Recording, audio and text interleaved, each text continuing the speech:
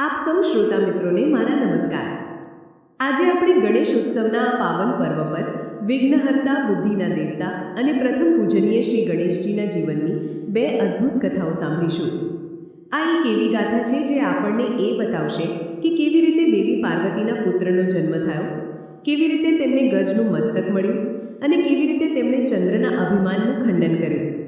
આ કથાને સંપૂર્ણ રીતે સાંભળવા અને માણવા માટે ચાલો આપણે સૌ ભક્તિભાવથી ગણેશજીનું ધ્યાન ધરીએ અને કથા પ્રવાહમાં ડૂબકી લગાવીએ। આ કથાનો આરંભ થાય છે કૈલાશ પર્વત પર, જ્યાં ભગવાન શિવ અને માતા પાર્વતી નિવાસ કરતા હતા। કૈલાશનું વાતાવરણ દિવ્ય અને શાંત હતું। ચારે બાજુ બરફની ચાદર પથરાયેલી હતી અને દેવગણ, ઋષિમુનિઓ અને શિવગણો સદાય ભગવાન શિવની ભક્તિમાં લીન રહેતા હતા। એક દિવસ માતા પાર્વતીને સ્નાન કરવાની ઈચ્છા થઈ। તેમણે પોતાના પ્રિય ગણ નંદીને બોલાવીને આજ્ઞા આપી, હે નંદી, હું સ્નાન માટે જઈ રહી છું। મારી આજ્ઞા છે કે જ્યાં સુધી હું સ્નાન કરીને બહાર ન આવું ત્યાં સુધી કોઈને પણ આ દ્વારની અંદર પ્રવેશવા દેતા નહીં, ભલે ને તે ગમે તે હોય। નંદીએ માતાની આજ્ઞાનું પાલન કરવાનું વચન આપ્યું અને દ્વાર પર ચોકી કરવા લાગ્યા। થોડા સમય પછી ત્યાં સ્વયં ભગવાન શિવ પધાર્યા। તેમણે અંદર જવાનો પ્રયાસ કર્યો, પરંતુ નંદીએ તેમને રોક્યા અને કહ્યું, હે પ્રભુ, માતાજીએ કોઈને પણ અંદર ન આવવા દેવાની આજ્ઞા આપી છે, તેથી હું તમને રોકવા માટે વિવશ છું। ભગવાન શિવ, જેઓ સૃષ્ટિના સ્વામી છે, તેમને કોઈ કેવી રીતે રોકી શકે? તેમણે સ્મિત કર્યું અને નંદીને બાજુ પર ખસેડીને અંદર પ્રવેશ કર્યો। જ્યારે માતા પાર્વતીએ ભગવાન શિવને અંદર આવેલા જોયા ત્યારે તેમને નંદી પર ક્રોધ આવ્યો, કારણ કે તે તેમની આજ્ઞાનું પાલન ન કરી શક્યો। પરંતુ સાથે જ તેમને એક વિચાર પણ આવ્યો કે મારે પણ એક એવો ગણ હોવો જોઈએ જે ફક્ત અને ફક્ત મારી જ આજ્ઞાનું પાલન કરે, જે મારા પ્રત્યે સંપૂર્ણપણે વફાદાર હોય। આ વિચાર સાથે માતા પાર્વતીએ પોતાના શરીર પર લગાવેલા ચંદન અને હળદરના લેપને ઉતાર્યો અને તેમાંથી એક સુંદર અને તેજસ્વી બાળકનું પૂતળું બનાવ્યું। તે પૂતળું એટલું જીવંત લાગતું હતું કે જાણે હમણાં જ બોલી ઉઠશે। માતાએ પોતાની દિવ્ય શક્તિથી તે પૂતળામાં પ્રાણ પૂર્યા। જોત જોતામાં તે નિર્જીવ મૂર્તિ એક અત્યંત સુંદર અને બળશાળી બાળકના રૂપમાં જીવંત થઈ ઉઠી। માતા પાર્વતી તે બાળકને જોઈને અત્યંત પ્રસન્ન થયા। તેમણે બાળકને પોતાના પુત્ર તરીકે સ્વીકાર્યો અને તેને કહ્યું, પુત્ર, તું મારો પુત્ર છે અને તું સદાય મારી રક્ષા કરીશ। હું હમણાં સ્નાન કરવા જાઉં છું, તું આ દ્વાર પર ઊભો રહેજે અને કોઈને પણ અંદર પ્રવેશવા દઈશ નહીં। બાળકે પોતાની માતાની આજ્ઞાને માથે ચઢાવી અને હાથમાં દંડ લઈને દ્વાર પર પહેરો ભરવા લાગ્યો।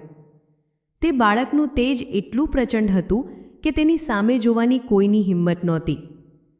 થોડા સમય પછી ભગવાન શિવ ફરીથી ત્યાં આવ્યા। તેમણે જોયું કે એક અજાણ્યો બાળક દ્વાર રોકીને ઊભો છે।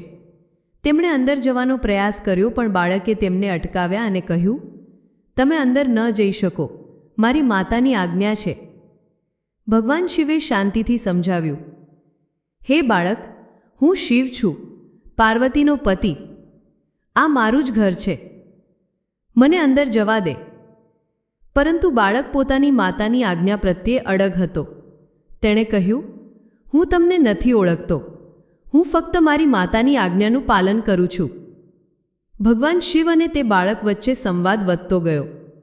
શિવગણોએ પણ બાળકને સમજાવવાનો પ્રયત્ન કર્યો, પણ તે કોઈની વાત માનવા તૈયાર નહોતો। તેનું સાહસ અને દ્રઢ નિશ્ચય જોઈને શિવગણો પણ આશ્ચર્યચકિત થઈ ગયા। જ્યારે બાળકે કોઈનું ન માન્યું ત્યારે શિવગણો અને તેની વચ્ચે યુદ્ધ શરૂ થયું। પરંતુ તે બાળક એટલો શક્તિશાળી હતો કે તેણે એકલા હાથે બધા શિવગણોને પરાજિત કરી દીધા। જ્યારે આ સમાચાર ભગવાન શિવ સુધી પહોંચ્યા ત્યારે તેઓ અત્યંત ક્રોધિત થયા। તેમણે વિચાર્યું કે આ કોઈ સામાન્ય બાળક નથી। ક્રોધના આવેશમાં ભગવાન શિવે પોતાનું ત્રિશૂળ ઉઠાવ્યું અને એક જ પ્રહારમાં તે બાળકનું મસ્તક તેના ધડથી અલગ કરી દીધું।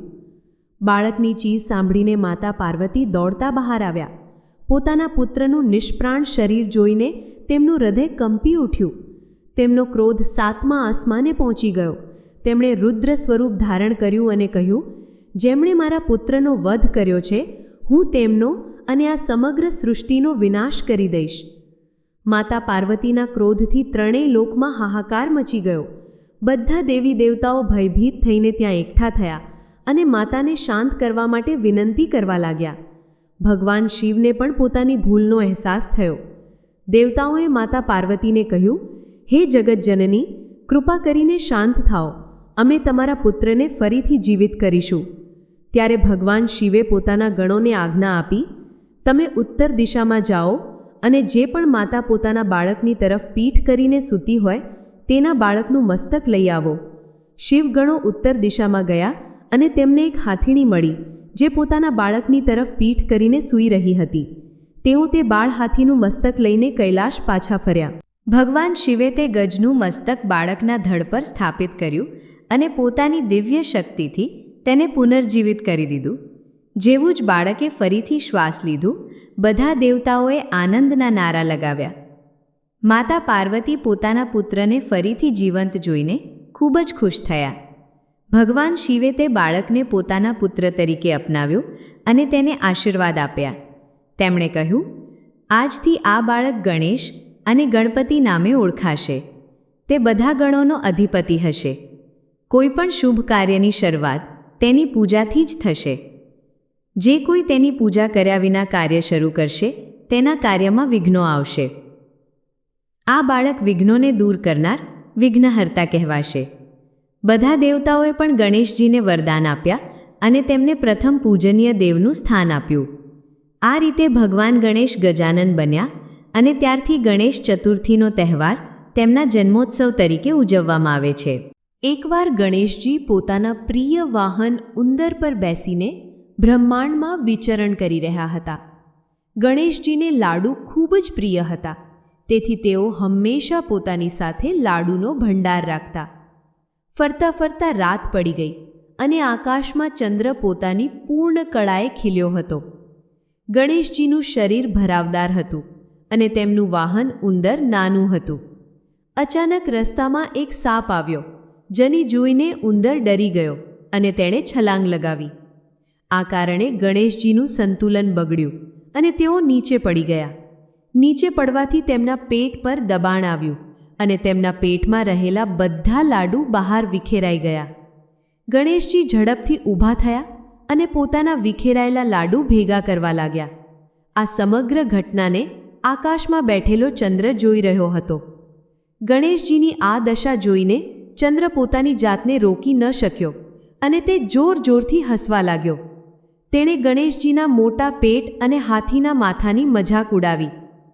ચંદ્રનું આ અપમાનજનક વર્તન જોઈને ગણેશજી અત્યંત ક્રોધિત થયા. તેમણે ચંદ્રને કહ્યું, હે ચંદ્ર, તને તારા સૌંદર્ય અને તેજ પર ખૂબ જ અભિમાન છે. તે મારું અપમાન કર્યું છે. તેથી હું તને શ્રાપ આપું છું કે આજથી તું ક્ષીણ થઈ જઈશ. તારું તેજ સંપૂર્ણપણે નષ્ટ થઈ જશે અને જે કોઈ તને જોશે તેના પર ખોટો કલંક લાગશે. લોકો તને જોવાથી ડરશે. ગણેશજીના શ્રાપની અસર તરત જ થઈ. ચંદ્રનું તેજ ધીમે ધીમે ઓછું થવા લાગ્યું અને તે કાળો પડવા લાગ્યો. પોતાનું સૌંદર્ય અને તેજ ગુમાવીને ચંદ્ર ખૂબ જ દુઃખી થયો. તેને પોતાની ભૂલનો અહેસાસ થયો. બધા દેવતાઓ ચંદ્રની આ દશા જોઈને ચિંતિત થયા. તેઓ બધા મળીને ભગવાન ગણેશ પાસે ગયા અને ચંદ્રને માફ કરી દેવા માટે વિનંતી કરી.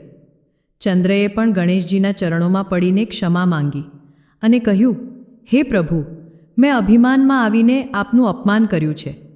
કૃપા કરીને મને માફ કરો અને મારો શ્રાપ પાછો લઈ લો. ભગવાન ગણેશ દયાળુ હતા. તેમણે ચંદ્રની માફી સ્વીકારી, પણ કહ્યું કે શ્રાપ સંપૂર્ણપણે પાછો લઈ શકાય નહીં. તેમણે કહ્યું, હું શ્રાપને સંપૂર્ણપણે પાછો તો નહીં લઈ શકું, પણ તેમાં ફેરફાર કરું છું. મહિનામાં 15 દિવસ તારી કળા ઘટશે અને તું અમાસના દિવસે સંપૂર્ણપણે અદૃશ્ય થઈ જઈશ. ત્યાર પછીના 15 દિવસ તારી કળા વધશે અને પૂનમના દિવસે તું પૂર્ણ તેજ સાથે પ્રકાશિત થઈશ. પરંતુ જે દિવસે મેં તને શ્રાપ આપ્યો હતો તે ભાદરવા સુદ ચોથનો દિવસ હતો. આ દિવસે જે કોઈ તારા દર્શન કરશે તેના પર ચોરીનો કે અન્ય કોઈ ખોટો આરોપ લાગશે. આ સાંભળીને દેવતાઓએ પૂછ્યું, હે પ્રભુ, જો કોઈ ભૂલથી આ દિવસે ચંદ્રના દર્શન કરી લે તો તે કલંકથી કેવી રીતે બચી શકે? ત્યારે ગણેશજીએ ઉપાય બતાવતા કહ્યું, જો કોઈ ભૂલથી ભાદરવા સુદ ચોથના દિવસે ચંદ્રના દર્શન કરી લે તો તેણે સંકષ્ટ ચતુર્થીનું વ્રત કરવું અને મારી કથાનું શ્રવણ કરવું. આમ કરવાથી તે કલંકમાંથી મુક્ત થઈ જશે. આ કથા દ્વાપર યુગમાં ભગવાન શ્રીકૃષ્ણ સાથે પણ જોડાયેલી છે. એકવાર તેમણે પણ ભૂલથી ચોથનો ચંદ્ર જોઈ લીધો હતો, જેના કારણે તેમના પર સ્યમંતક મણીની ચોરીનો ખોટો આરોપ લાગ્યો હતો. પછી તેમણે ગણેશજીની પૂજા કરીને અને આ કથા સાંભળીને તે કલંકમાંથી મુક્તિ મેળવી હતી. ઉપસંહાર.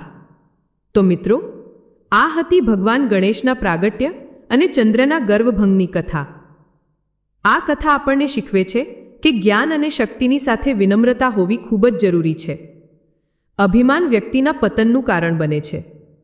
ગણેશજી બુદ્ધિના દેવતા છે.